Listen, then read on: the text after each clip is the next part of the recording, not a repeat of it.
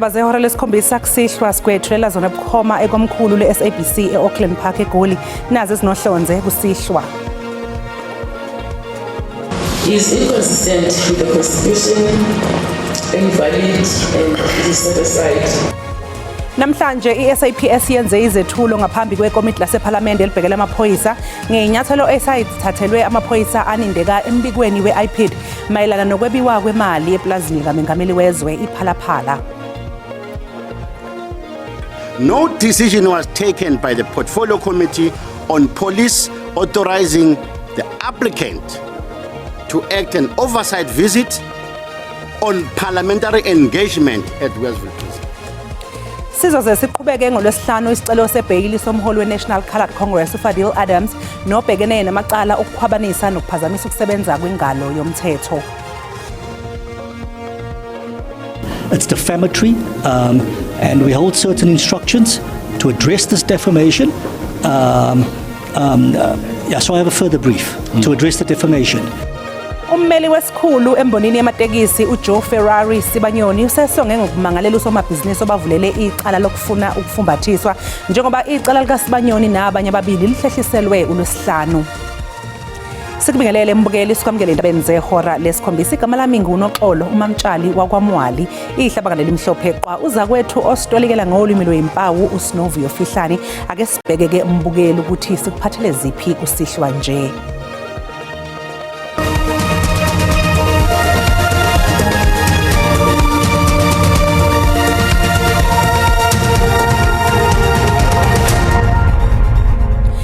Namhlanje i-SAPS yenze izethulo ngaphambi kwekomiti lephalamende elibhekele amaphoyisa ngezinyathelo eseyithathelwe amaphoyisa anindeka embikweni we-IPID mayelana nokwebiwa kwemali eplazini likamengameli wezwe iPhalaphala.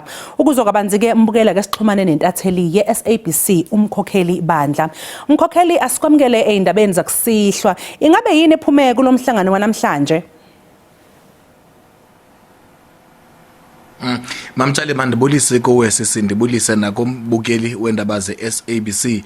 Ukuphendula umbuzo wakho akukho nto iphumileyo namhlanje kule ndibano yamapolisa apho ebebize khona i-IPID kunye no-SAPS.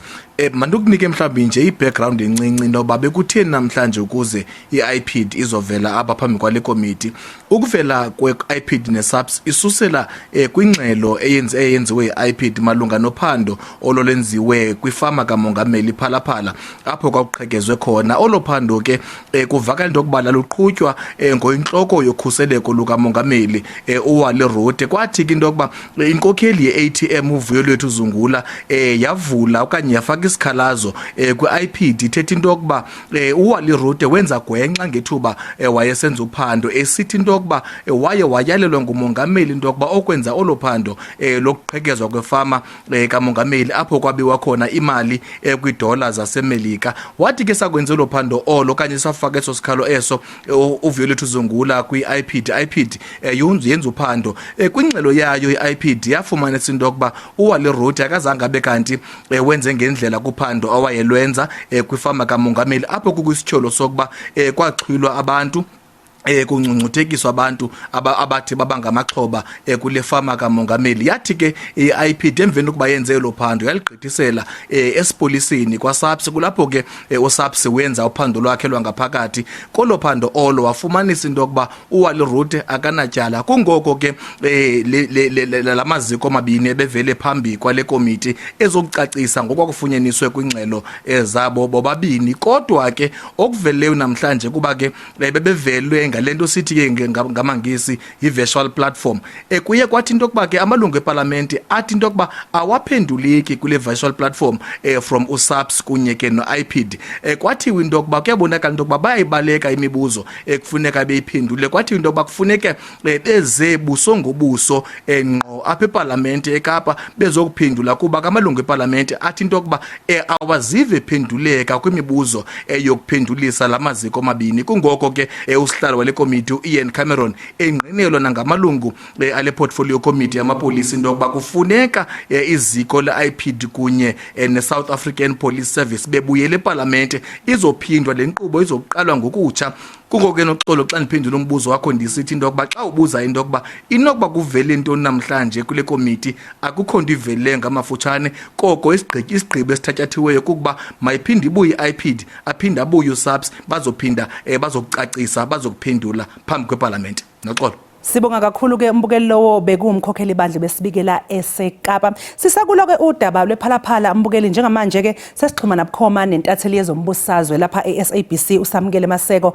Yena ke naye ukhona le eKapa njengoba isigungu esiphezulu seNC sibambe umhlangano wokubhunga ngesinqumo senkantolo yomthethosisekelo esiphindisele udaba lwephalaphala eParliamente. Maseko asikwamukele kwezakusihlwa ingabe ke yini esingayilindela ukuthi iphume kulomhlangano weNEC?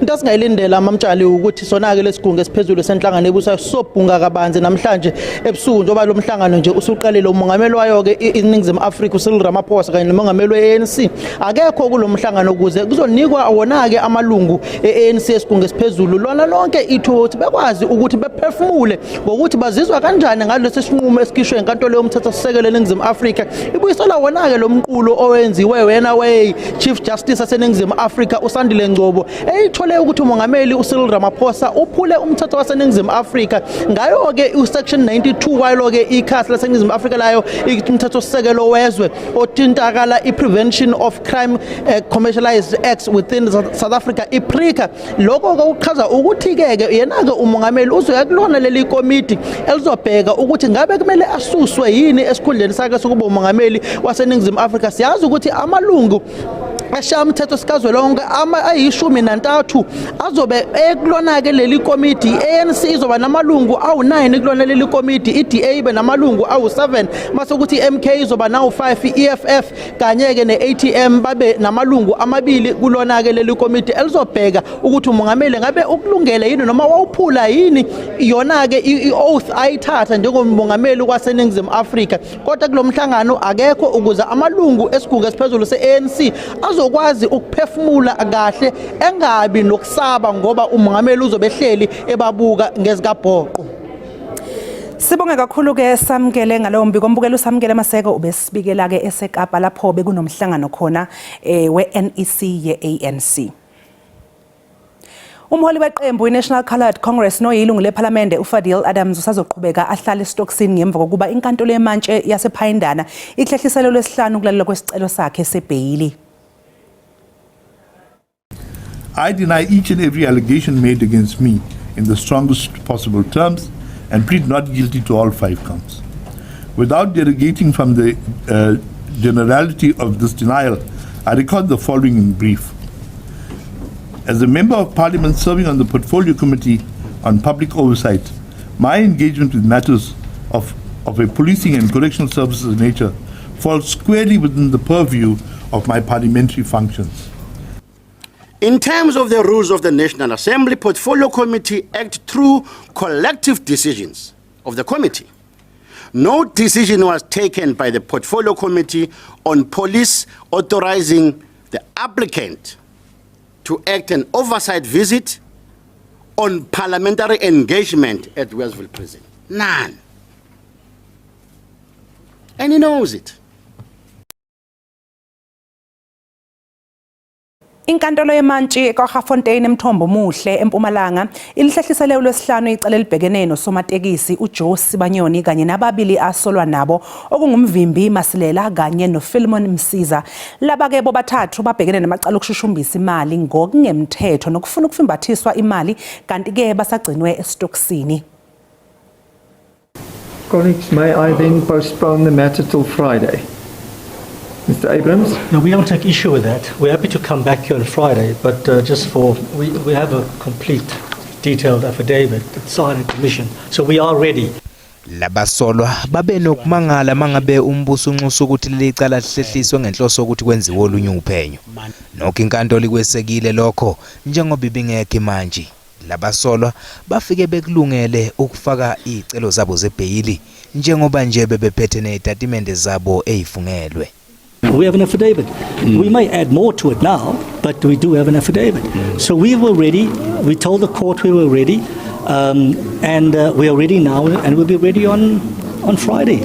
ummeli kaSibanyoni wesabise ngokuthi bazomvulela icala lokudicilela isithunzi lona obavulele icala lokushushumbisa imali nokufuna ukufumbathiswa imali.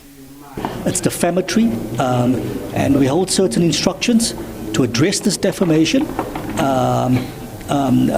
So I have a further brief to address the defamation. So I intend to address the defamation that has been inflicted on my client's good name and good character. My client is a businessman. He has made significant contribution to the most, affected communities in this country that are still suffering from the legacy of apartheid. Labasolwa bazoqhubeka nokuqunywa esitokisini. Umgodla wethu umbukela usachichima zindaba ziningi ziseza yikho nje phela ukuthi kusafuneka sithi qhu ngaseyitolo kodwa siyabuya emva kwekhefu.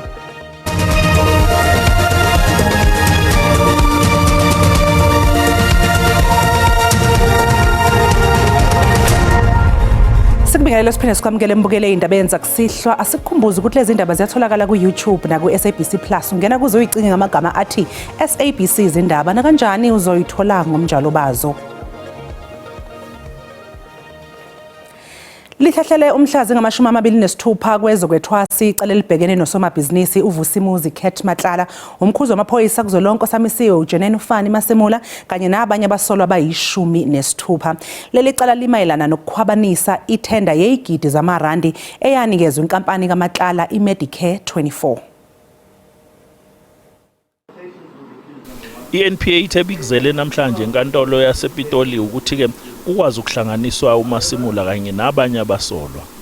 It was an appearance where we wanted to join accused number 17, who's the national commissioner to this group, but also to indicate to the court that we have finalized our first phase of our consultation with accused number 1, Mr. Matlala. Okhulumela iNPA uKheza Khanyago uthi ke bajabule ngokuthi ke uMatlala usezohlala ejele iHoshimampura ngeke sabuyiselwa eKokstad eBhongweni ngoba bekunzima kakhulu ukuthi bakwazi ukuxhumana naye uma ngabe khona izinto ezidingekayo.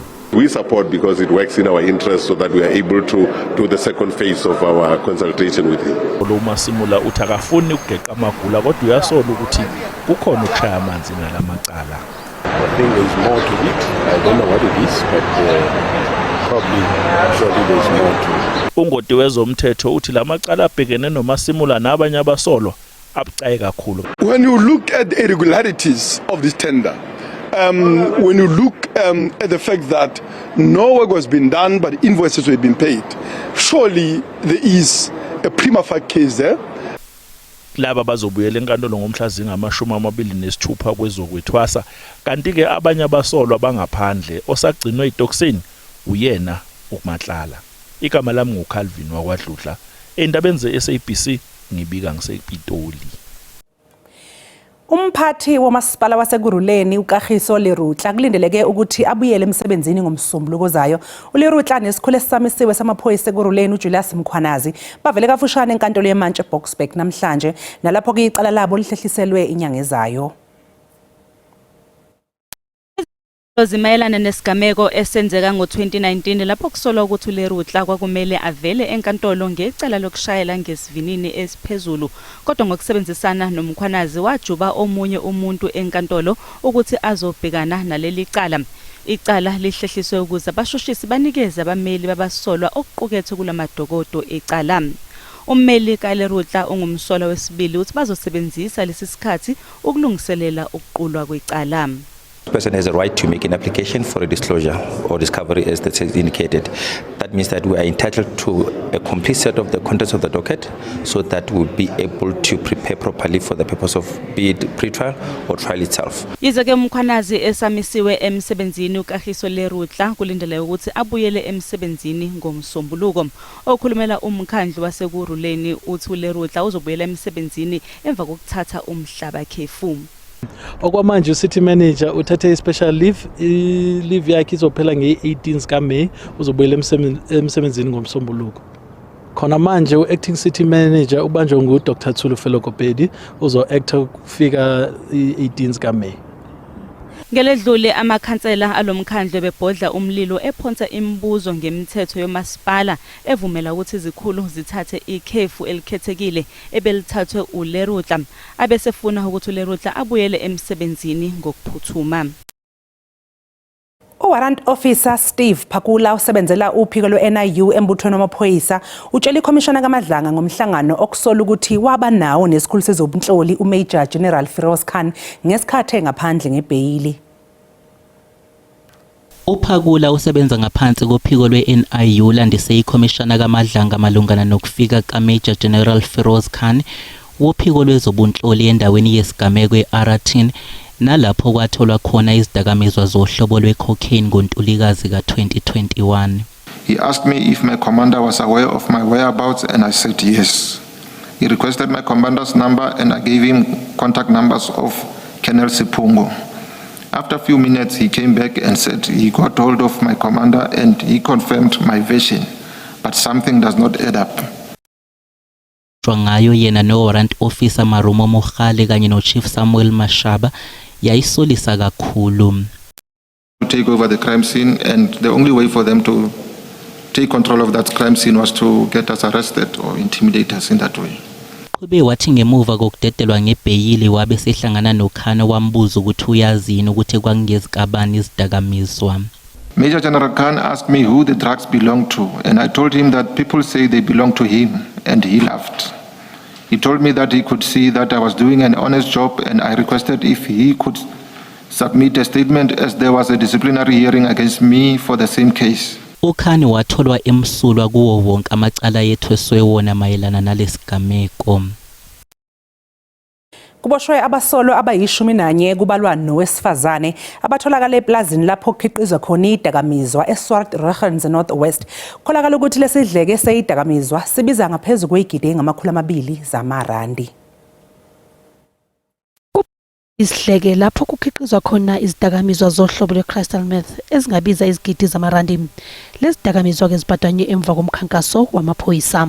It's one of the largest operations that we've uncovered in the province, and I don't know even in the country, in the capability of pushing out more than 250 million rands worth of crystal meth into the market. So it's a staggering amount of drugs to go out there, and we are very glad that we are able to dismantle this lab. Abasolwa badabuke eMexico, Mozambique, Zimbabwe kanye nakuleli. Something out of the ordinary needs to be done for us to respond to these problems of foreign nationals that we are faced with. Last year in the area of Zerast, we have discovered a drug bust of around 32 million. At the center of it, it was undocumented Tanzanians. Again here, we are in this farm 2 kilometers away from Swartregens.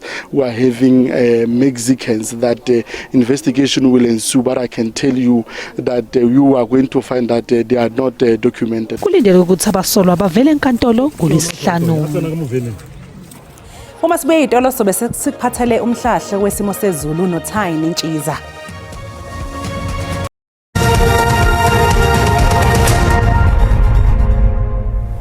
Nginibengele babukele emakhaya ngiphinde nginamukele kwisimo sezulu sanamhlanje kusihlo ake sibethe simike kanje ngizoqaphela nje mbukeli khona ke nje amathuba emvula lendelekile nje engasho nje ukuthi umkhemezelo khona ke nje esifundazweni iNorthern Cape kuyanjalo nje esifundazweni iKwaZulu Natal kepha ke nje liphenyile ke nje izulu ikakhulukazi kulamabhekise khona ke nje eGauteng kuyanjalo nje ePolokwane kanti ke kusasa singakulindela nje amathuba emvula thamba aqinise nje khona ke kwelikamthaniya kuyanjalo nje ePolokwane kepha nje liphenyile nje izulu kwezinye ifundazwe zakhona ke nje ningizimu Afrika kanti ke isixwayiso sethu ke sakusihlo malaphana kwa South African Weather Service imikanje uzoqaphela nje mbukeli khona ke lo amoya kunamandla ungadalwa naba ulwandle ligubhe amakakasi eKapa lodumo kuye njalo nje esifundazweni Eastern Cape nakhona ke nje esifundazweni eKwaZulu Natal kanti ke kusasa isisene isixwayiso nje sona ke sifana isabalo nje ulwandle ke ligubha amakakasi dalwa kuye nje umoya onamandla khona ke nje esifundazweni eKwaZulu Natal kuye njalo nje eRichards Bay kanti ke amazinga okushisa kusasa ame kanje kakhulukazi ngePalmobhekse khona ke nje Gold Coast Soweto kaNdonga ziyaduma ngasho nje silipholile ke nje ngawo nje u21 kanti masibhekse khona ke nje ePretoria singawulindela nje u23 kanti nje masibheke nje khona ke esifundazweni eLimpopo amazinga okushisa ame kanje kusasa oqaphela nje eMusina liyashisa ngo27 kanti ke ebusuku singawulindela nje u16 kanti ke George singawulindela nje u24 kanti ke ebusuku lime nje ku15 kanti nje masibhekse khona ke nje esifundazweni eMpumalanga amazinga okushisa ame kanje oqaphela nje mbukeli mobhekse khona-ke nje Mbombela ngasho nje ukuthi lipholile ngawo nje u-22 kuye njalo nje laphana-ke emelo singawulindela nje u-20 kanti-ke ebusuku lime nje ku-5 masibheke nje khona-ke esifundazweni iKwaZulu Natal eThekwini eClermont kwaDabe kuya laphana-ke eNanda kuNtshongweni singawulindela nje u-21 kanti-ke Port Shepstone lime nje ku-19 kanti-ke uLundi liyabanda nje ngawo nje u-18 masibheke nje khona-ke esifundazweni Eastern Cape amazinga ukushisa ame kanje eGeorge ngasho nje ukuthi lipholile ngo-21 kanti-ke ebusuku singawulindela nje u-9 kuyenjalo-ke nje eMthatha singawulindela nje u-23 kanti-ke ebusuku lime nje ku-6 masibheke nje khona-ke esifundazweni Western Cape amazinga ame kanje liyabanda-ke eKapa Lodumo ngo-19 kanti-ke ebusuku singawulindela nje u-10 kuyenjalo-ke nje George lisame nje ku-19 kanti-ke ebusuku lime nje ku-9 masibheke nje khona-ke esifundazweni eNorthern Cape amazinga ukushisa ame kanje eKimberley lime nje ku-20 mobheke nje khona-ke Upington lime nje ku-23 kanti-ke nje masibheke nje khona-ke esifundazweni iFree State amazinga ukushisa ame kanje eVelkom singawulindela nje u-20 liyabanda eBloemfontein ngo-18 kuye njalo nje eBethlehem singawulindela nje u-18 kanti-ke ebusuku lime nje ku-6 masibheke nje khona-ke esifundazweni iNorth West amazinga ukushisa ame kanje ngasho nje silifudumele eRustenburg kuye njalo nje eMahikeng singawulindela nje u-24 ngisibeka lapho-ke isimo sezulu sanamhlanje kusihlwa mina-ke ngiyintombi kaMadlamini olangelihle ngoba libalele ngithi konke kufeziwe.